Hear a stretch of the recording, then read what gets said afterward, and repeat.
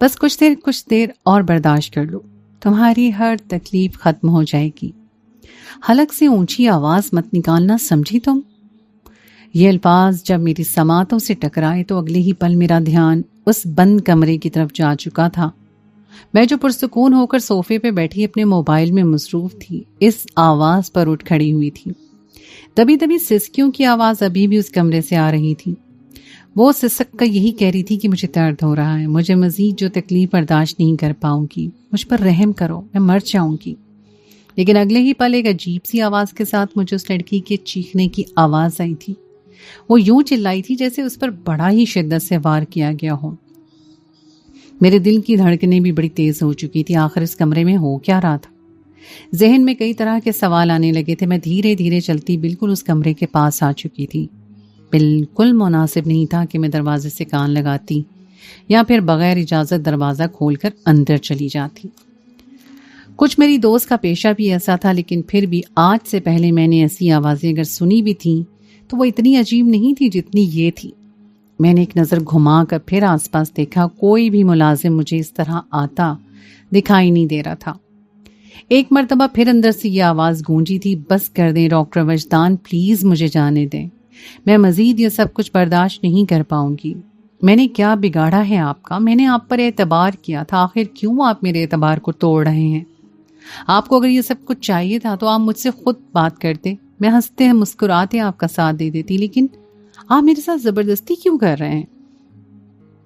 سسکتے ہوئے اس غیر شناسہ عورت کی آواز گونجی تھی اور ڈاکٹر وجدان بھی اس کمرے میں تھے۔ میں دو کانوں سے دھواں نکلا۔ یہ تو ایک پرائیویٹ کمرہ تھا جہاں پر سوائے عورتوں کے کسی کو آنے کی اجازت نہیں تھی۔ اس کمرے میں ڈاکٹر وجدان کیا کر رہا تھا؟ میرے دماغ میں تو گھنٹیاں بجنے لگی۔ دروازے کو میں نے ہلکا سے ہینڈل گھما کر کھولنا چاہا، مگر دروازہ پوری طرح لاک تھا۔ میں نے کی ہول سے دیکھنا چاہا، گھبراتے ہوئے جیسے ہی میں گھٹنوں کے بل بیٹھی اور کی ہول سے اندر کا منظر دیکھنا چاہا تو اگلے ہی پل جو منظر مجھے دکھائی دیا، میرے تو پورے وجود میں چیونٹیاں رنگ چکی تھی۔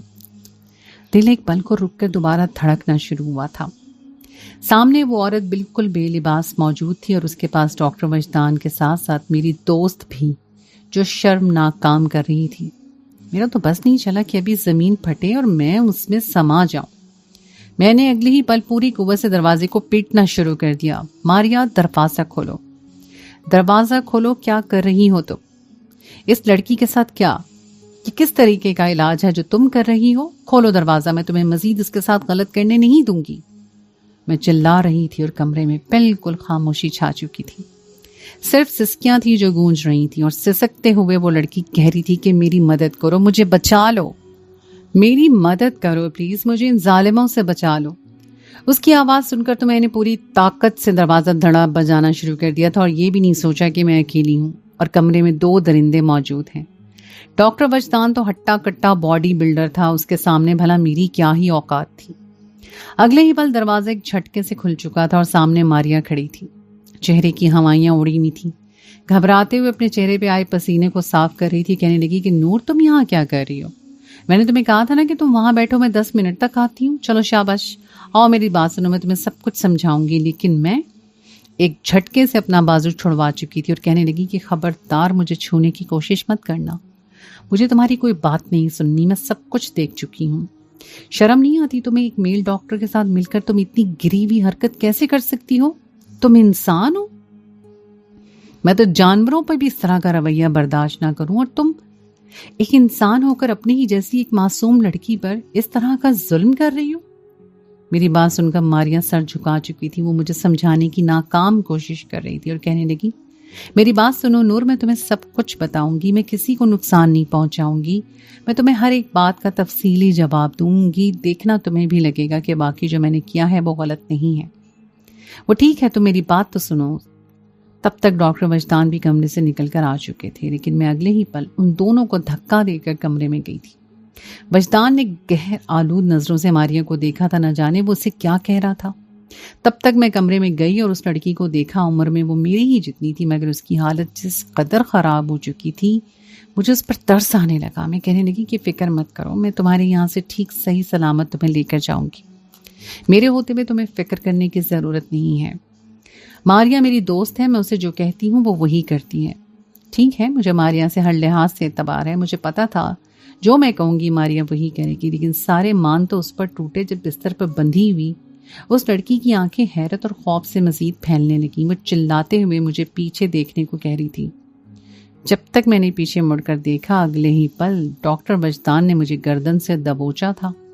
میرا سانس اسی پل کو رکا تھا اور ڈاکٹر وجدان نے ایک انجیکشن لیا اور میری گردن میں پیوست کر دیا۔ مجھے اب اپنی سانس کی نالی تک وہ سوئی چبھتی ہوئی محسوس ہوئی تھی۔ میں پوری قوت سے غصہ مار کر ڈاکٹر وجدان کو خود سے دور کر چکی تھی، لیکن وہ انجیکشن میری رگوں میں بے بسی رہ چکا تھا۔ میرا سانس وہیں پر تھم چکا تھا اور میں کسی بن پانی کی مچھلی کی طرح تڑپ رہی تھی۔ نہ جانے انہوں نے مجھے کون سا انجیکشن لگایا تھا۔ میری مدد کے لیے ماریا کی طرف ہاتھ بڑھا رہی تھی، لیکن اگلے ہی پل ماریا جیسے ہی میرے قریب آئی تو اس نے اپنا پاؤں پوری شدت سے میرے بازو پر مارا تھا اور اپنے پاؤں سے میرے ہاتھ کو کچلنے کے انداز میں مارنے لگی۔ میرے ہاتھ میں ایک انگوٹھی تھی جو ٹوٹ کر میری انگلی میں پیوست ہو چکی تھی۔ درد کی شدید لہر تھی، ایک تو مجھے سانس نہیں آ رہا تھا، دوسرا مجھے اپنی انگلی کی ہڈی ٹوٹتی ہوئی محسوس ہوئی تھی۔ اس کے بعد کیا ہوا مجھے کچھ بھی معلوم نہیں۔ مجھے لگا شاید میرا آخری وقت آ چکا ہے، میں اب زندہ نہیں بچ پاؤں گی۔ مگر جب میری آنکھ کھلی تو میری دوست جو بات مجھ سے کر رہی تھی وہ میرے لیے بالکل بھی قابل یقین نہیں تھی۔ پہلے تو اس کی بات کو میں نے سرسری سا لیا۔ میں نے کہا کہ ہاں، امریکہ کے بڑے بڑے سائنسدان بھی ایسے ہی سوچتے ہیں، لیکن آج تک کوئی اس پر عمل تو نہیں کر پایا۔ ہاں، ایسی کچھ دوائیاں ضرور بنائی گئی ہیں، لیکن مجھے نہیں لگتا کہ ایک بالکل ہی بوڑھا اپنی پچھلی عمر کو پہنچا ہوا شخص واپس جوانی کی طرف لوٹ آئے۔ یہ بات میرے لیے حیران کن تھی۔ میں نے اس کے مطابق ہی اپنے سامنے بیٹھی ماریا سے اس کا ذکر کر دیا، لیکن وہ اپنی ناک پر ٹکائے ہوئے چشمے کو دھکیل کر اپنی آنکھوں پہ کرتی ہوئی مجھے دیکھنے لگی۔ اس نے اپنے ہاتھ میں ایک سیمپل اٹھا رکھا تھا۔ بڑے غور سے اس سیمپل کو دیکھ کر اس کے کچھ سوچتے ہوئے مسکرائی، پھر کہنے لگی، یہ صرف تمہیں لگتا ہے میری جان، جو ڈیسائیڈ میں کر رہی ہوں نا، امریکہ کے سائنسدانوں کا باپ بھی نہیں سوچ سکتا۔ تم میرے ٹیلنٹ کو ہلکے میں نہ لو۔ یہ بات تو میں جانتی ہی تھی کہ ماریا بھی بہت ٹیلنٹڈ تھی۔ وہ ایک لڑکی تھی، اس نے اپنے گھر میں ہی ایک لیب بنا رکھی تھی جہاں وہ چھوٹے موٹے تجربے بھی کرتی رہتی تھی، مگر جو بات وہ آج میرے سامنے کر رہی تھی وہ میرے لیے ناقابل یقین تھی۔ کہنے لگی، کیا تم مجھے جانتی ہو؟ میں ایک ایسا فارمولہ تیار کر رہی ہوں جس سے بوڑھے لوگوں میں جوانی پھر سے لوٹ آئے گی۔ 80 سال کا بڈھا بھی 20 سالہ نوجوان جیسا ہو جائے گا۔ نہ صرف اس کا وجود بلکہ اس کے وجود میں طاقت بھی بالکل نوجوان لڑکوں جیسی آ جائے گی۔ اس کی ہڈیاں مضبوط ہو جائیں گی۔ اس کی اس بات کو میں غور سے سن رہی تھی۔ اگلے پل بڑی دلچسپی سے سن کر میں کہا کہ اچھا، پھر ان کی بیویوں کو کیا ہوگا؟ ان کے لیے بھی کوئی ایسا فارمولہ تیار کرو، کیونکہ 80 سالہ بڈھا جب جوان ہو جائے گا تو اسے اپنی بڈھی بیوی کو تو بالکل بھی نہیں پسند کرے گا۔ اس بات پر میں خود ہی اپنی ہاتھ پر تالی بجا کر ہنسی تھی، جبکہ وہ ایک دم سے سنجیدہ ہو کر بڑے غور سے مجھے دیکھنے لگی۔ کہنے لگی، تمہیں یہ مذاق لگ رہا ہے؟ بی سیریس نور، میں بالکل سیریس ہو کے تم سے ڈسکس کر رہی ہوں۔ تمہیں پتہ ہے نا کہ جب میں ایک خاص معاملے پہ بات کر رہی ہوں تو مجھے مذاق بالکل بھی پسند نہیں۔ ماریا کو سنجیدہ دیکھ کر میں نے بھی اپنا گلا کنکار کر خود کو سیریس رکھنا چاہا، لیکن جو بات ممکن ہی نہیں تھی، بھلا اس پر میں یقین کیسے کرتی؟ کیسے وہ ایک مرتبہ پھر مجھے اپنی آئی پیڈ میں دکھانے لگی۔ اس کا فارمولہ کیسے کام کرے گا جس طرح وہ مجھے بتا رہی تھی، ایسا لگ رہا تھا جیسے اس معاملے کے بارے میں بہت زیادہ جانکاری ہو۔ مگر کیسے؟ جب میری دلچسپی بڑھنے لگی تو میں کہنے لگی کہ وہ سب تو ٹھیک ہے، لیکن تم یہ سب کچھ کرو گی کیسے؟ ایسی کون سی چیز ہے جس کے استعمال سے ایک 70 سالہ بوڑھا شخص بھی 14 دن کی ٹریٹمنٹ سے واپس نوجوان ہو سکتا ہے؟ میری اس بات پر وہ گہری مسکرائی، کہنے لگی، یہی تو راز ہے۔ جانتی ہوں عورتوں کو حسن کی مردوں سے زیادہ دیا گیا ہے۔ وہ جس قدر تجسس بھرے انداز میں بات کر رہی تھی، میں اسے غور سے دیکھنے لگی۔ میں کہنے لگی کہ کس لیے؟ تو کہنے لگی، اس لیے تاکہ وہ مردوں کو تسکین بخش سکیں، مرد ان کے حسن سے اپنی آنکھوں کو ٹھنڈک بخش سکیں، مگر یہ فارمولہ صرف اپنی محرم عورت کے لیے ہی لاگو ہوتا ہے۔ مرد کے سینے میں دل خدا نے ایسا رکھا ہے کہ پھر اس پر 4 شادیاں بھی جائز کرتی ہیں۔ ایک ہی وقت میں 4 عورتیں اس کے لیے حلال ہیں، جس کا صاف صاف یہ مطلب ہے کہ مرد جس عورت کو دیکھ کے کشش محسوس کرے، جو عورت اسے خوبصورت لگے اور وہ صرف اسے نکاح میں رکھ لے، تو میری جان، ان مردوں کی جوانی بھی ہم عورتیں ہی واپس لا سکتی ہیں نا۔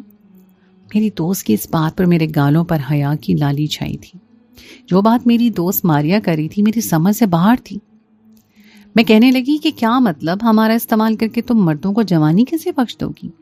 اس بات پر اس نے مسکرا کر اپنے ہاتھ میں موجود اس سیمپل کو دیکھا تھا۔ ایک چھوٹی سی کانچ کی بوتل تھی جس میں سفید رنگ کا مایا سا موجود تھا۔ کہنے لگی، یہ ہے وہ جادو پانی جس کے استعمال سے میں ایک ایسی دوا بناؤں گی کہ تم یقین بھی نہیں کر سکتی۔ اگر میں یہ ریسرچ امریکہ کے سائنسدانوں کو بھیجوں تو راتوں رات میں ارب سے کھرب پتی ہو سکتی ہوں، لیکن میں ایسا کروں گی نہیں۔ دھیرے دھیرے خود ہی یہ تجربے کر کے میں اپنا ایک نام بناؤں گی۔ پہلی مرتبہ مجھے اپنی دوست کے لہجے میں ایک عجیب سا خوف محسوس ہو رہا تھا۔ نہ جانے وہ کیا کہنا چاہتی تھی، ایسا کیا کرنے والی تھی۔ میں اس کی ساری باتیں سنتی رہی اور کہیں نہ کہیں مجھے یہ لگا کہ شاید یہ انتہائی غلط طریقے سے کچھ کرنے والی ہے۔ بہرحال میں نے اس کی بات کو ایک کان سے سن کر دوسرے کان سے نکال دیا۔ میری دوست نہ صرف ایک پرائیویٹ کلینک چلایا کرتی تھی بلکہ ایک کیمسٹ بھی تھی۔ گھر میں اس نے لیبارٹری بنا کر رکھی ہوئی تھی جہاں پر وہ کئی تجربے کرتی رہتی۔ سائنس میں تجربوں میں مہارت رکھتی تھی۔ امریکہ کے بڑے بڑے سائنسدانوں کی ڈاکیومنٹری سنتی رہتی اور پھر طے خانے میں جا کر نہ جانے کیسے کیسے تجربات کرتی رہتی تھی۔ آج تو اس کی بات نے مجھے کافی حیران کر دیا تھا۔ خیر، آج رات میری سینٹرل جیل میں ڈیوٹی تھی۔ میں ایک جیلر تھی، انتہائی سخت مزاج اور اپنے نام کی ایک ہی، کسی قیدی کی جو رات نہیں تھی جو میرے ساتھ فری ہونے کی کوشش کر سکتا۔ میں ماریا کے گھر سے واپس آئی تو ڈیوٹی کا وقت ہو چکا تھا۔ ابھی میں فریش ہو کر یونیفارم پہن کر باہر نکلی تھی کہ جب میرا شوہر ارسلان گھر آیا تھا۔ مجھے دیکھ کر کہنے لگا، تم پہلی بیوی ہوگی جو اپنے شوہر کے آنے پہ یوں گھر سے چلی جاتی ہے۔ جانتی ہو تمہاری قربت کو میں کتنا تڑپ رہا ہوں۔ ایک دن تم چھٹی کیوں نہیں کر لیتی؟ تنگ آ چکا ہوں میں تمہاری اس جاب سے۔ جب میری جاب سے اچھا گزارا ہو رہا ہے تو پھر کیا ضرورت ہے تمہیں یہ جیلر کی نوکری کرنے کی؟ میرا شوہر آج ایک مرتبہ پھر یہ سب کچھ کہنا شروع ہو چکا تھا اور میں نے گہری سانس خارج کی اور ارسلان کے قریب جا کر اس کے کندھوں پر اپنا ہاتھ رکھ دیا۔ پھر کہنے لگی کہ میرے پیارے شوہر، ایسے کیسے میں نوکری کو چھوڑ دوں؟ جانتی ہوں آپ کو وقت نہیں دے پا رہی، مگر نوکری بھی تو ضروری ہے نا۔ کل کو اگر بچے ہوں گے تو کیا ہمارا گزارا اتنے کم پیسوں میں ہو سکے گا؟ میں اپنے شوہر کو ایک مرتبہ پھر سمجھا چکی تھی اور کہنے لگی کہ ہاں، بچے تو جیسے آسمان سے آ جائیں گے نا، خود تو گھر پہ موجود ہوتی نہیں ہو، مجھے وقت نہیں دیتی اور بچے چاہیں گے یا پھر ڈاؤن لوڈ کرو گی بچے۔ میرا شوہر منہ میں بڑبڑا رہا تھا اور اس کی اس بات پر مجھے ہنسی آئی تھی۔ میں اس کا موڈ ٹھیک کرتی سیدھا جیل میں آئی تھی اور یہ عورتوں کا جیل تھا جہاں پر ساری قیدی عورتیں تھیں۔ یہاں پر آنے کے بعد مجھے عجیب سی وحشت سی ہونے لگتی تھی، عجیب ذہنی مریض، شور کرنے والی، گالم گلوچ کرنے والی عورتیں۔ میں جیل کی نائٹ ڈیوٹی کرتی تو یہاں پر وہ عورتیں ہوتی تھیں جو اب تک کتنے ہی قتل کر چکی تھیں، اتنے قتل اور اس قدر سفاکیت سے کہ کوئی انسان سوچ بھی نہیں سکتا۔ میں بھی دھیرے دھیرے قدم اٹھاتی ہوئی ہر قیدی عورت کے پاس جا رہی تھی۔ سبھی مجھے دیکھ کر سلام کر رہی تھی اور میں ان کے سلام کا جواب دے کر سامنے پڑی ہوئی کرسی پر بیٹھ گئی۔ میرے سر کے عین اوپر زرد بلب جل رہا تھا اور جس کی روشنی کبھی تو بہت تیز ہو جاتی اور کبھی بالکل ہی مدھم۔ پولیس کی نوکری کرنا میرا شوق نہیں تھا بلکہ مجبوری تھی، اور اس وقت جو حالات بن چکے تھے، اگر میں کوئی اور کام نہ کرتی تو یقیناً ہمیں فاقے کاٹنے پڑتے۔ میرے شوہر کی نوکری چھوٹ چکی تھی اور ایسے میں نے کئی جگہ پر نوکری کے لیے اپلائی کیا تھا اور نوکری لگی بھی تو کہاں، پولیس اسٹیشن میں۔ خیر، مجھے اس نوکری کو چھوڑنا نہیں تھا، لیکن اب مجھے اپنے مستقبل کے بارے میں بھی سوچنا تھا۔ شادی کو 6 سال گزر چکے تھے اور ابھی تک میری اور ارسلان کی کوئی اولاد نہیں تھی۔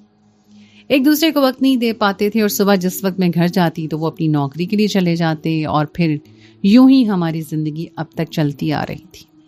کبھی کبھار تھکاوٹ اتنی ہوتی کہ میں اپنے شوہر کو وقت ہی نہیں دے پاتی تھی، اور ابھی میں بیٹھی یہی سب سوچ رہی تھی کہ میرے ساتھ جیل میں ایک لڑکی درد سے چلانے لگی، اپنے پیٹ پہ ہاتھ رکھ کر چیخنے لگی۔ میں نے اس کی جانب دیکھا، اپنے ہاتھ میں پکڑے ہوئے ڈنڈے کو سلاخ پر مارا اور کہنے لگی کہ کیا ہوا ہے، کیوں چلا رہی ہوں؟ کہنے لگی پیٹ میں شدید درد ہو رہا ہے، برداشت نہیں ہو رہا۔ وہ زمین پر بیٹھی تھی اور اپنی دونوں ٹانگیں پھیلا رکھی تھی اور بال بھی بکھرے ہوئے تھے جیسے مدتوں سے ان میں کنگھی نہ کی گئی ہو۔ عمر اس کی 26 سال تھی۔ غلطی اس کی یہ تھی کہ اپنے شوہر کو کسی اور عورت کے ساتھ دیکھ کر اس نے کانچ کا گلاس توڑ کر اپنے شوہر کے گلے پر پھیر دیا تھا۔ لڑکی کو بھی چھوڑا نہیں تھا بلکہ کینچی سے اس کے بال کاٹ کر وہیں کینچی اس کے سر پہ بھی ماری تھی، پھر اس کے منہ پر کالک تھوپ کر پورے محلے میں پھروایا۔ شوہر تو مر گیا سر میں گہرے زخم کی وجہ سے، اور وہ لڑکی بھی مر گئی اور یہ جیل میں سڑنے کے لیے رہ گئی. پھر بھی اسے اس بات پر کوئی پچھتاوا نہیں تھا. کہتی تھی میں نے جو کیا ہے ٹھیک کیا ہے. ابھی بھی جھولیاں اٹھا کر اپنے مردہ شوہر کو بد دعائیں دیا کرتی تھی. خیر اس جیل میں جتنی بھی عورتیں تھیں سب کی کہانیوں سے کہیں نہ کہیں میں واقف تھی، مگر اس کے پیٹ میں اچانک کیا ہوا تھا اور اس کے اٹھنے والے درد پر میں نے فوراً وہاں پر لگی بیل بجا کر حوالدار کو بلایا تھا. اور جیسے ہی حوالدار آیا تو اسے کہا کہ ڈاکٹر ماریا کو اطلاع کرو، سینٹرل جیل میں فوزیہ نامی مریضہ کے پیٹ میں شدید درد ہو رہا ہے اور یہاں لے کر آؤ. ماریا نہ صرف میری ایک اچھی دوست تھی بلکہ وہ سینٹرل جیل کی تمام قیدی مریضوں کا علاج بھی کیا کرتی تھی. کچھ ہی دیر کے بعد جب وہاں پر وہ آئی تو اس کے چہرے پہ ایک عجیب سا اطمینان تھا. مسکرا کر میری طرف دیکھا، کہنے لگی کہ کیا ہوا ہے جو رات کے اس پہر مجھے یاد کیا. میں نے کہا کہ ڈاکٹر ماریا دیکھیں تو قیدی نمبر 304 کے پیٹ میں شدید درد ہو رہا ہے. درد سے وہ یوں تڑپ رہی تھی کہ اپنی ایڑیاں زمین پر رگڑنے لگی تھی. جیل کا دروازہ کھلا تو ڈاکٹر ماریا اندر چلی گئی. پہلے تو وہی چیک اپ کیا، لیکن پھر جیسے ہی اس کے پیٹ میں سٹیپس کو رکھا تو ڈاکٹر ماریا کے چہرے کی ہوائیاں اڑ گئی تھی. کہنے لگی جلد از جلد اسے اسپتال لے کر جانا ہوگا. مجھے لگ رہا ہے کہ شاید اس کے پیٹ میں کوئی بہت بڑی بیماری ہے. اگر وقت پر علاج نہ کیا گیا تو اس کی جان بھی جا سکتی ہے. جیسے فوزیہ کو یہ پتہ لگا تو وہ رونے لگی. کہنے لگی نہیں میں مرنا نہیں چاہتی ڈاکٹر صاحبہ، میرا علاج کیجیے. رات کا پہر تھا اور تمام قیدی عورتوں کی ذمہ داری میرے سر پر تھی. آدھی رات کو میں اس مریض کو بغیر سینئر کو اطلاع دیے لے کر جا بھی نہیں سکتی تھی. مریض کی حالت جس قدر بگڑی تھی اسے وہاں پر رکھنا بھی ٹھیک نہیں تھا. ڈاکٹر ماریا کہنے لگی کہ ہسپتال تو دور ہے، میں اسے اپنے کلینک پر ہی لے جاتی ہوں، وہیں پر لے جا کر علاج کر لیتی ہوں. ویسے بھی وہ جیل کی درخواست ہی تھی، کچھ ہی دیر کا کام ہے، پھر واپس آ جائے گی، کسی کو گانو گان خبر بھی نہیں ہوگی. یہی میری پہلی غلطی تھی جو میں نے کر دی تھی، اور میں نے فوزیہ کو جیل سے نکالا اور اس کے ہاتھ میں ہتھ کڑی لگائی. ہتھ کڑی کا ایک حصہ میں نے اپنے ہاتھ میں بند کیا تھا. 5 منٹ کی دوری پر ہی ماریا کا کلینک موجود تھا، جہاں پر جاتے ہی ماریا نے مجھے اپنی ہتھ کڑی کھولنے کو کہا. میں نے کہا کہ ہتھ کڑی کھولنے کی کیا ضرورت ہے ماریا، تم مجھے ساتھ لے کر جاؤ، چیک اپ کرو، مجھ سے کیا پتا تو چلے آخر اسے ہوا کیا ہے. لیکن ماریا کہنے لگی کہ نہیں میری جان، یہ میرے رول کے خلاف ہے، یہ بھاگ کر کہاں جائے گی، دیکھو تو درد سے کیسے تڑپ رہی ہے. میں ایسے کرنا تو نہیں چاہتی تھی، پہلے ہی میرے اصولوں کی اچھی خاصی خلاف ورزی میں کر چکی تھی. بہرحال کچھ سوچ کر میں نے ہتھ کڑی کھول دی اور ماریا اس مریضہ کو لے کر ایک جانب کمرے میں چلی گئی. جاتے ہی اس نے کمرے کا دروازہ بند کر دیا تھا اور میں باہر بینچ پر بیٹھ گئی. کچھ دیر کے بعد وہ باہر آئی. میں نے کمرے میں جا کر دیکھنا چاہا تو کہنے لگی یار کیا مجھ پر بے اعتباری ہے، آج تک سینٹرل جیل کے سارے مریضوں کا میں ہی چیک اپ کرتی آئی ہوں، کیا جانتی نہیں ہوں کتنی کیسز کو میں نے حل کیا ہے، حاملہ عورتوں کے بھی کیسز میں نے دیکھے ہیں. ماریا کی بات سن کر میں چپ ہو گئی اور میں کہنے لگی کہ نہیں ایسی بات نہیں ہے، بس کہیں چکما دے کر بھاگ نہ جائے. میری ڈیوٹی کا تو پہلا اصول ہی یہی ہے کہ کسی پر انتہائی اعتبار نہیں کرنا چاہیے. بٹ میری دوست ماریا مجھے بتانے لگی کہ اس لڑکی کے پیٹ میں رسولیاں بنتی جا رہی ہیں جس کی وجہ سے اسے شدید درد ہو رہا ہے. میں تو دوائی دوں گی تو اسے آرام آ جائے گا. اور فوزیہ کی طبیعت کچھ ٹھیک ہوئی تو میں فوزیہ کو لے کے واپس جیل میں چلی گئی. وہ کافی چپ تھی. جیل میں دوبارہ بند کرنے کے بعد میں کہنے لگی کہ فکر مت کرو، ڈاکٹر ماریا بہت اچھی ڈاکٹر ہے، وہ تمہارا علاج کریں گی تو تم بالکل ٹھیک ہو جاؤ گی. لیکن وہ پھر بھی چپ تھی. کچھ دیر کے بعد وہ پیچھے کو گئی. اس دن کے بعد سے وہ دوبارہ کبھی مجھے بات کرتی دکھائی نہیں دی تھی، ہر وقت دیوار سے لگ کر چپ بیٹھی رہتی.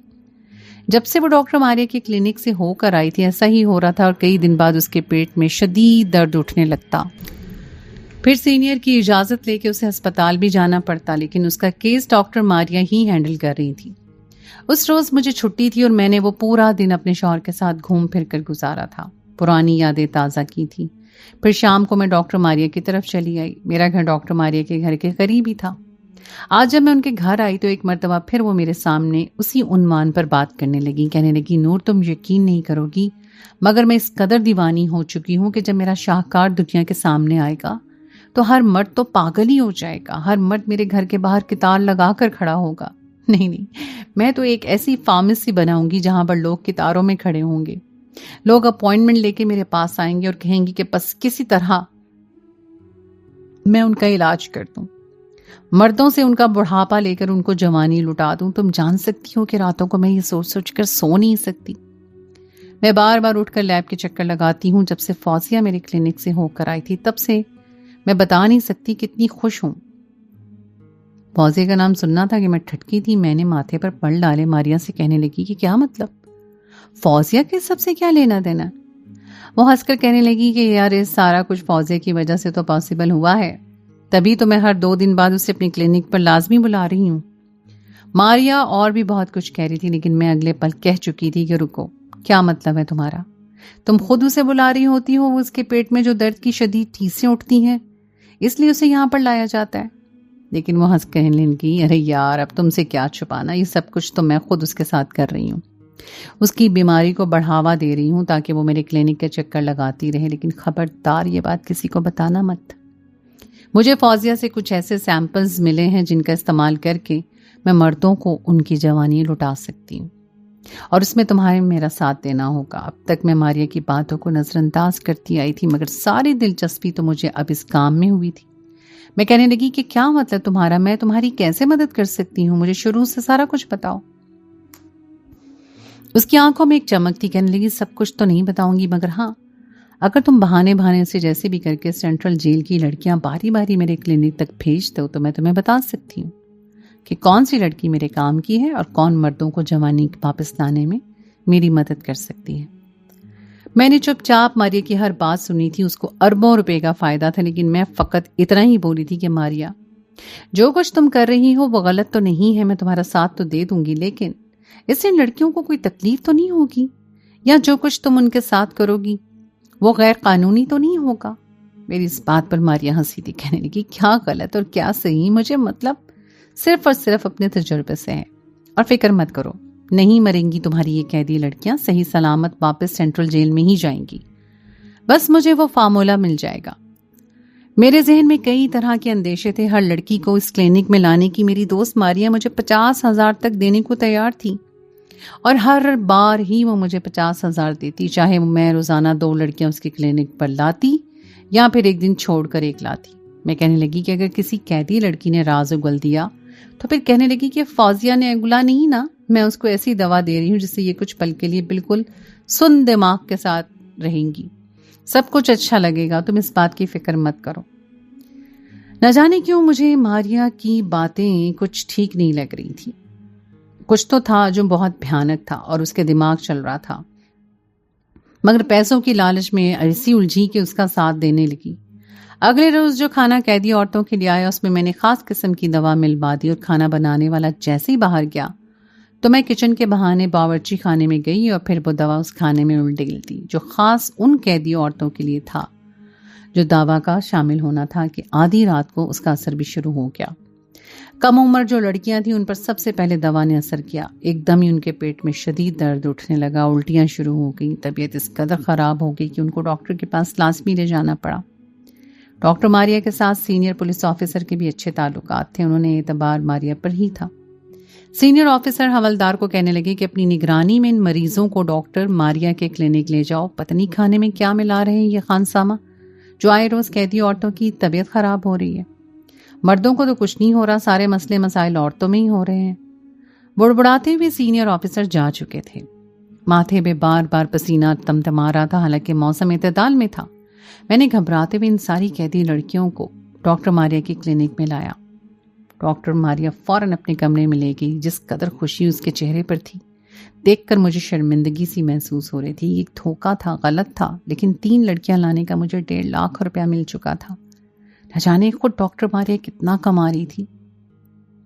میں گھبراتے ہوئے باہر بیٹھ گئی. ان کے کلینک میں یہ خاص کمرہ تھا جہاں پر کسی کو جانے کی اجازت نہیں تھی. ابھی میں وہاں پر بیٹھی تھی کہ تبھی کمرے کا دروازہ کھلا اور جس شخص کو میں نے وہاں سے نکلتے دیکھا وہ ڈاکٹر وجدان تھا. ڈاکٹر وجدان اور میری دوست ماریا کے آپس میں اچھے تعلقات تھے، اتنے قریب تھے کہ دونوں شادی بھی کر لیتے. مگر اس وقت اس کلینک میں ڈاکٹر وجدان کیا کر رہا تھا میرے قریب؟ اس نے مجھ سے حال احوال پوچھنا چاہا. میں نے سرسری سا جواب دے کے سر جھٹک دیا. اور اس وقت جیل میں دوسری جیلر موجود ڈیوٹی سر انجام دے رہی تھی اور میں یہاں پر ان کی نگرانی کے لیے تھی. آدھے گھنٹے بعد ہی وہ تینوں جب کمرے سے باہر آئیں تو قدرے بہتر لگ رہی تھیں. اس کے بعد باری باری سارے جیلرز کو ڈاکٹر ماریا کی کلینک میں لایا گیا. سب کی طبیعت کچھ بہتر ہو چکی تھی. کہنے لگی کہ ان کو فوڈ پوائزن ہوا تھا، لیکن اب میں نے انجیکشن لگا دیا ہے، سب ٹھیک ہو جائیں گی. اس رات میں نے ڈاکٹر ماریا سے کال پر ہی بات کر کے پوچھا تھا کہ اصل ماجرا کیا ہے، کیا تم نے ان سب لڑکیوں کو سیمپل لے لی ہیں؟ یہاں سیمپل میں ایک جواب میں ڈاکٹر ماریا ہنس پڑی. کہنے لگی جو لڑکیاں تم یہاں پر لائی تھی نا، 10 میں سے صرف 4 لڑکیاں ہی میرے کام کی نکلی ہیں، جن کا استعمال کر کے میں اپنے مقصد میں کامیاب ہو سکتی ہوں. باقی تو بس فضول ہی تھی. بالکل ہم جیسی ماریا کے ساتھ باتوں میں لگا دیکھ کر میرا شوہر ارسلان بھی مجھے ٹک ٹکی باندھے دیکھ رہا تھا. کہنے لگا کیا بات ہے، اس قدر پریشان کیوں لگ رہی ہو؟ کوئی بات ہو گئی ہے؟ دل چاہا کہ جا کے ارسلان کو سب کچھ بتا دوں، لیکن پھر چپ کر گئی. جب بار بار ارسلان مجھے فورس کرنے لگا تو میں نے جھجکتے ہوئے انہیں بتا دیا کہ میری دوست ماریا کے بارے میں تو آپ جانتے ہی ہو کیسی جنونی سائنسدان بنی پھرتی ہے. کہتی ہے اپنا نام بناؤں گی، اور اب پتہ نہیں کیسے ریسرچ کر رہی ہے. کہتی ہے بوڑھے مردوں کو 20 سالہ نوجوان لڑکا جیسا کر دے گی. میرے شوہر نے جب یہ بات سنی تو اگلے ہی پل بہت ہنس کر کہنے لگا کہ اچھا صرف 80 سال کے بڈھوں کو ہی جوان کرے گی یا پھر مجھ جیسے 35 سالہ کو بھی 20 سال کا کر دے گی؟ اتنا کہہ کر ارسلان نے اپنی دائیں آنکھ ماری تھی اور میں تکیہ اٹھا کر ان کی طرف اچھال چکی تھی. کہنے لگی کہ آپ تو بس بھی کیا کریں، پتہ نہیں کیسے تجربے کرتی رہتی ہے اور مجھے بھی اس میں شامل کر رکھا ہے. مجھے تو ڈر سا لگتا ہے جیسے وہ ان کے بلڈ سیمپلز دیتی ہے، ان کے بلڈ کے ذریعے وہ کچھ خاص کرنا چاہتی ہے. جو بھی تھا وہ بہت غلط تھا. اور دوسری بات یہ تھی کہ ڈاکٹر وجدان اس کمرے میں لازمی موجود ہوتا تھا جس کمرے میں ڈاکٹر ماریا ان خواتین کو لے کر جاتی تھی. ڈاکٹر وجدان تو مجھے شروع سے ہی اچھا نہیں لگتا تھا. اس کی نظریں ہی بڑی عجیب تھیں، دیکھ کر ہی کوئی اوباش اوچھا قسم کا لگتا تھا. بہرحال میں نے ماریا سے بہت پوچھنا چاہا کہ بتاؤ آخر یہاں پر ہوتا کیا ہے، تم کس طرح کا ٹیسٹ ان کے ساتھ کرتی ہو، مجھے بھی تو بتاؤ. لیکن ماریا اس معاملے میں کافی سخت ثابت ہوئی تھی. کہنے لگی نہیں، میں یہ راز رکھنا چاہتی ہوں، اپنے علاوہ کسی پر اعتبار نہیں کر سکتی. میں نے گھورتی نظروں سے اسے دیکھ کر کہا تھا کہ اچھا ڈاکٹر وجدان پر تو تم اندھا اعتبار کرتی ہو، وہ تو ہر بار ہی تمہارے ساتھ موجود ہوتا ہے. میری اس بات پر اس نے سر جھٹک دیا تھا. میرے اکاؤنٹ میں مجھے پیسے مل رہے تھے، میرے لیے شاید یہی کافی تھا. میرا شوہر بھی کچھ سوچ میں پڑ چکا تھا. کہنے لگا پھر بھی دھیان رکھنا، یہ کوئی چھوٹا موٹا جیل نہیں ہے، کراچی کا سب سے بڑا سینٹرل جیل ہے. اگر ذرا سے بھی اونچ نیچ ہوئی نا تو ہم دونوں برے پھنس جائیں گے. صرف ڈاکٹر ماریا ہی نہیں، تم بھی اندر جاؤ گی. اس روز ایک مرتبہ پھر میری ڈیوٹی جیل میں لگی تھی اور جیل میں ٹہل رہی تھی جب میرے ذہن میں خیال آیا. میں چلتی چلتی فوزیہ کی طرف گئی تھی جو دیوار کے ساتھ لگی بیٹھی تھی، گویا جیسے کہ اس میں جان باقی نہ رہی ہو. مجھے دیکھ کر اس نے ایک نظر مجھے دیکھا تھا اور تبھی میری نظر اس کے چہرے سے ہوتی ہوئی اس کے پیٹ کی طرف گئی تھی. اس کا پیٹ مجھے پہلے سے تھوڑا بڑھا ہوا لگا. شاید اس کے پیٹ میں جو رسولیاں تھیں اس کی وجہ سے یہ سب کچھ تھا. میں نے فوزیہ کو دیکھا اور اس کے پاس کرسی رکھ کے بیٹھ گئی. اسے اشارہ کیا کہ جہاں وہ بڑی مشکل سے زمین سے اٹھ کر اپنے پیٹ پہ ہاتھ رکھتے ہوئے چل کر میرے پاس آئی تھی. جیل کی سلاخوں کے پاس بیٹھ کر پینے لگی. کہنے لگی میم صاحب پتہ نہیں کیا ہوتا جا رہا ہے، اب تو 2 قدم بھی نہیں چلا جاتا، پیٹ میں یوں بھاری پن محسوس ہوتا ہے جیسے کوئی وزن لادا ہو. اس کی ساری بات سننے کے بعد میں نے ادھر ادھر کچھ باتیں کی، پھر انتہائی رازداری سے کہنے لگی اچھا اس روز جب تم ڈاکٹر ماریا کے کلینک میں گئی تھی تو اندر جانے کے بعد اس نے تمہارے ساتھ کیا کیا تھا؟ تمہیں اب تک میں 5 مرتبہ وہاں پر لے جا چکی ہوں. میری اس بات پر اس کے چہرے کا رنگ اڑا تھا. کچھ دیر وہ خاموش رہی، پھر اپنے سر پہ ہاتھ رکھ کر سوچنے لگی. کہنے لگی میم صاحب جو کچھ تو میرے ساتھ ضرور ہوا ہے، لیکن مجھے یاد نہیں آ رہا کہ ہوا کیا تھا. بس جو بھی ہوا تھا اچھا نہیں ہوا تھا، بس اتنا ہی پتا ہے. میرا دل نہیں کرتا میں ان کی کلینک میں جاؤں، ان سے علاج کرواؤں، لیکن پھر بھی تکلیف برداشت نہیں ہوتی نا، پھر چلی جاتی ہوں. کیا کوئی اور ڈاکٹر نہیں ہے جو میرا علاج کر سکے؟ ہم قیدیوں کے لیے صرف ڈاکٹر ماریا ہی رکھی گئی ہیں. میرے پیٹ کا درد تو بڑھتا ہی جا رہا ہے. ڈاکٹر ماریا کہتی ہے بس 1 مہینہ اور برداشت کر لو، پھر اس تکلیف سے آزاد ہو جاؤ گی. لیکن مجھ سے نہیں ہوتا برداشت. فوزیہ کی میں ساری باتیں سن رہی تھی اور اس کے بعد بہانے سے میں نے باقی قیدی لڑکیوں سے بھی پوچھا جن کے بارے میں ماریا نے کہا تھا کہ ان کے کام کی لڑکیاں ہیں. سب نے ایک ہی بات کی تھی اور وہ یہ تھی کہ یہ ساری ہی اب موٹی ہوتی جا رہی تھیں. ان کی حالت دیکھ کر لگتا تھا جیسے یہ حاملہ ہیں. جس سے بھی میں کچھ پوچھتی اس کا یہی کہنا تھا کہ مجھے تو کچھ بھی یاد نہیں ہے.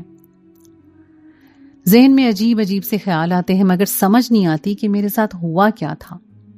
میں ان سب سے پوچھنا چھوڑ چکی تھی. راتوں کو نیند تک حرام ہو چکی تھی. میں سکون کی دوا لے کر گھر میں آرام کرنے لگی. 24 گھنٹوں تک ایک مرتبہ بھی میں نے آنکھ بند نہیں کی تھی، صرف اور صرف اس لیے کیونکہ میرا ضمیر مجھے بار بار اس بات کا احساس دلا رہا تھا کہ جو کام میں ماریا کے ساتھ کر رہی ہوں وہ سراسر غلط ہے. کچھ دن تو میں نے صبر کیا، لیکن جب ماریا ایک مرتبہ پھر مجھے کہنے لگی کہ فلاں نمبر قیدی کو میرے گھر میں لے کر آؤ، تو میں نے صاف انکار کر دیا کہ یہ میرے لیے آسان کام نہیں ہے. وہ پہلی مرتبہ تھا جب ماریا مجھ پر چلائی تھی. کہنے لگی تمہیں تمہارے پیسے مل رہے ہیں نا، میں مفت میں تو تم سے کچھ نہیں کروا رہی، تمہیں اس کا معاوضہ بھی دے رہی ہوں. اب یوں اتنے نزدیک پہنچ کر تم مجھے دھوکہ نہیں دے سکتی، تم لازمی اسے لے کر آؤ گی. میرا دل نہیں مان رہا تھا، لیکن مجبور ہو چکی تھی. اگلے روز میں نے اس قیدی کی بیماری کا بہانہ بنانے کو کہا اور پھر اسے لے کر دوبارہ میں ڈاکٹر ماریا کے گھر آ چکی تھی. آج تو جو کچھ ہو جاتا میں کمرے میں جا کر دیکھنا تھا کہ آخر اندر معاملہ کیا ہے. مگر ماریا کے تو آج تیور ہی بدلے ہوئے تھے. کہنے لگی پلیز تم جانتی ہو نا میں کس قدر جنونی لڑکی ہوں. جب ایک دفعہ کہہ دیا کہ تمہیں میں نہیں لے جا سکتی تو نہیں لے جا سکتی، وہیں پر بیٹھ کر انتظار کرو. مگر جو حقیقت مجھ پر کھلی تھی میرے تو وہم و گمان میں بھی نہیں تھا کہ ایسا بھی ہو سکتا ہے. میری آنکھوں سے خوف کے مارے آنسو نکل رہے تھے اور میری جان سے پیاری سہیلی میرے ساتھ اتنا برا کھیل کھیل چکی تھی. میں نے آنکھ کھولی تو سامنے گپ اندھیرا تھا. میرے پورے وجود میں سوئیاں سی چبھ رہی تھیں. آس پاس بڑی عجیب و غریب سی مشینری پڑی تھی. پتہ نہیں میں کہاں پر تھی کہاں پر نہیں، کچھ پل نہیں تھا، کچھ نہیں پتا تھا. سر بہت وزنی تھا اور گردن کے جس حصے میں انجیکشن لگایا گیا تھا وہاں پر ابھی درد محسوس ہو رہا تھا. جہاں پر مجھے انجیکشن لگایا گیا تھا بس عزت ہی تو پڑی تھی. جیسے ہی اٹھ کر بیٹھنا چاہا تو مجھے بھی محسوس ہوا کہ میرے ہاتھ اور پیر تو بندھے ہوئے ہیں. ابھی میں اس حالت میں تھی کہ جب وہاں پر مجھے ڈاکٹر وجدان اور ڈاکٹر ماریا کے بولنے کی آواز آئی. دونوں ہی چلتے چلتے اس طرف آئے. مجھے ہلتا دیکھ کر ڈاکٹر وجدان مسکرایا تھا. کہنے لگا اوہ ہمارا نیا شکار تو جھپٹ رہا ہے. ڈاکٹر ماریا آپ کی دوست کو ہوش آ گیا ہے. تو پھر ماریا چلتی چلتی میرے پاس آئی. چہرے پر ایک فاتحانہ مسکراہٹ تھی. کہنے لگی تو بتاؤ کیسا محسوس کر رہی ہو. میرے لیے بولنا مشکل تھا، پھر بھی میں کہنے لگی کہ یہ کیا طریقہ ہے، تم نے مجھے باندھ کے کیوں رکھا ہے. تم جو کر رہی ہو وہ غلط ہے. تم اس ڈاکٹر وجدان کے ساتھ مل کر ناجائز بچے پیدا کر کے ان کو بیچ رہی ہو اور بدلے میں کہتی ہو کہ تم مردوں کو جوانی لوٹا رہی ہو. تمہیں شرم نہیں آتی اتنا گھنونا کھیل کھیلتے ہوئے مجھے بھی اس غلط کام میں شامل کرتی رہی ہو. اس پر ڈاکٹر ماریا کی آنکھیں پھیلی تھیں. اگلے ہی پل حیرت سے ڈاکٹر وجدان اور ڈاکٹر ماریا ایک دوسرے کا چہرہ دیکھنے لگے. دونوں کچھ لمحوں تک تو سنجیدہ رہے، پھر فلک شگاف کہے گونجے تھے، ہنس رہے تھے، ایک دوسرے کے ہاتھ پہ تالی مار رہے تھے اور پھر کہنے لگے میری جان تمہاری سوچ ابھی یہیں پر اٹکی ہوئی ہے، ہم تو اس سے آگے کا سوچ رہے ہیں. تم بھی کتنی بھولی قسم کی ہو. دیکھو تمہیں ہر لڑکی کے بدلے 50,000 مل رہے تھے نا، لیکن تم باز نہیں آئی. تم نے پھر بھی میری نافرمانی کرنا چاہیے. میں نے تمہیں شروع سے بتا رکھا تھا کہ میں اس کام کو لے کر بے حد جنونی ہوں، کسی کو بھی نہیں بخشوں گی جو میرے راستے میں آئے گا. مگر تم نے مجھے مجبور کر دیا کہ میں تمہارے ساتھ بھی وہی سب کچھ کروں جو میں ان قیدی عورتوں کے ساتھ کر رہی تھی. ان پر تو تجربے اس لیے کر رہی تھی کہ ان کا کوئی پوچھنے والا نہیں ہے. قید میں اگر یہ مر بھی جاتی تو کسی خبر تھی کہ ڈاکٹر مریم کے ہاتھ لگ کر مری ہیں. مگر خوشی کی بات یہ ہے میں نے تمہارے ہی سیمپلز اکٹھے کیے ہیں، تو میں بھی تم میں بھی وہی خاصیت ہے جو بوڑھے مردوں کو جوان کر سکتی ہے. ایک مرتبہ پھر اس کی سوئی وہیں پر اٹکی ہوئی تھی. میں کہنے لگی کہ کیا مطلب، تم کیا کر رہی ہو، کیسا کھیل کھیل رہی ہو تم، اور کیا کیا ہے میرے ساتھ تم نے. اس کے بعد جو حقیقت مجھ پر ماریا نے بتائی میں تو مر جاتی تو اچھا تھا. کہنے لگی کہ مردوں کو جوان کرنے کے لیے میں نے جو فارمولہ اپنایا ہے کوئی سوچ بھی نہیں سکتا. میں نے ڈاکٹر وجدان کے ایک خاص دوست کو ان کے ذریعے کچھ ایسی دوائیاں کھلائیں جس سے مجھے ان کے وجود میں ہر وہ ضرورت ہارمونز ملے جو کہ عام انسان میں نہیں ہوتے. اس کے بعد ڈاکٹر وجدان کی مدد سے میں نے اسے اسیر کر لیا ہے. وہ میرے ہی گھر کے تہہ خانے میں بند رہتا ہے. جتنی بھی لڑکیاں جیسے یہاں پر آئیں ان سب کو میں نے ڈاکٹر وجدان کے دوست کے پاس بھیجا. دونوں کو اس طرح کے انجیکشن لگائے جس کے بعد دونوں کے بیچ میرے سامنے غلط کاری ہوئی. اور یوں جو بچہ اب ان کے پیٹ میں پل رہا ہے وہ کوئی عام بچہ نہیں ہے بلکہ بہت ہی خاص بچہ ہے. جیسے ہی ان عورتوں کا حمل 3 مہینے کو پہنچے گا تو میں ان 3 ماہ کے بچوں کو ان قیدی عورتوں کے جسم سے نکال لوں گی رسولی کہہ کر اور پھر اس بچے کے دماغ کو نکال کر جوسر مشین میں بلینڈ کرنے کے بعد مزید کچھ ایسی دوائیاں شامل کروں گی کہ جس کے استعمال سے ایک بوڑھا مرد بھی اپنی جوانی کی طرف لوٹنے لگے گا۔ جب یہ الفاظ میں نے سنے تو مجھے دھچکا لگا تھا۔ میں تڑپنے لگی، چلانے لگی کہ میں تمہیں ایسا نہیں کرنے دوں گی، چھوڑو مجھے جانے دو۔ لیکن اب وہ میرے ساتھ بھی وہی سب کچھ کروانے لگی تھی جو اس نے قیدی عورتوں کے ساتھ کروایا تھا۔ ایک طرح کا مکافات عمل تھا، کہیں نہ کہیں میں بھی اس سارے کھیل کا حصہ بن چکی تھی۔ لیکن اس سے پہلے کہ ڈاکٹر ماریا مجھے زبردستی لے کر وہاں جاتی، میرا شوہر وہاں پر پولیس لے کر آ چکا تھا۔ میں پچھلے 16 گھنٹوں سے لاپتہ تھی اور میرا شوہر مجھ تک پہنچ چکا تھا۔ رنگے ہاتھوں ڈاکٹر وجدان اور ڈاکٹر ماریا کو پکڑ لیا گیا اور مجھے بھی انجیکشن لگا کر ذہنی طور پہ مفلوج کرنے کی پوری کوشش کی گئی تھی، لیکن ابھی تک انجیکشن کا مجھ پر پوری طرح سے اثر نہیں ہوا تھا۔ میں نے ساری حقیقت پولیس والوں کو بتا دی۔ اسٹور روم میں بند اس شخص کو بھی نکلوا لیا گیا تھا۔ مجھے تو کسی طرح کی کوئی قید نہیں ہوئی تھی کیونکہ میں خود اپنی سہیلی کے پاس اس حالت میں ملی تھی۔ البتہ ڈاکٹر ماریا اور ڈاکٹر وجدان کو لمبی قید ہو چکی ہے۔ گھر آ کر 2 ہفتوں تک میرا ٹریٹمنٹ چلتا رہا اور اس کے بعد میں نے رو رو کر سجدے میں گڑ گڑا کر اللہ تعالیٰ سے معافی مانگی تھی کہ میں یہ کس گناہ کی طرف جا رہی تھی۔ تیری ذات مجھے جتنا عطا کر رہی ہے اسی میں ہی برکت ڈال۔ میں نے تو جیلر کی نوکری بھی چھوڑ دی۔ شوہر جو کما کر لاتا ہے اسی پر صبر و شکر سے رہتی ہوں۔ اللہ تعالیٰ نے مجھے اولاد نہیں دی، شاید اس کی وجہ وہ ٹریٹمنٹ ہے جو ماریا نے کیا تھا۔ میں اور اسلان یہی سوچ رہے ہیں کہ مجھے یتیم خانے سے کوئی بچہ اڈاپٹ کر لینا چاہیے۔ بہرحال خواہش تو یہی تھی کہ اللہ پاک ہمیں اپنی اولاد عطا کرے، لیکن شاید لالچ میں آ کر گناہ کا ساتھ دینے والی مجھ جیسی عورت کی یہی سزا ہے۔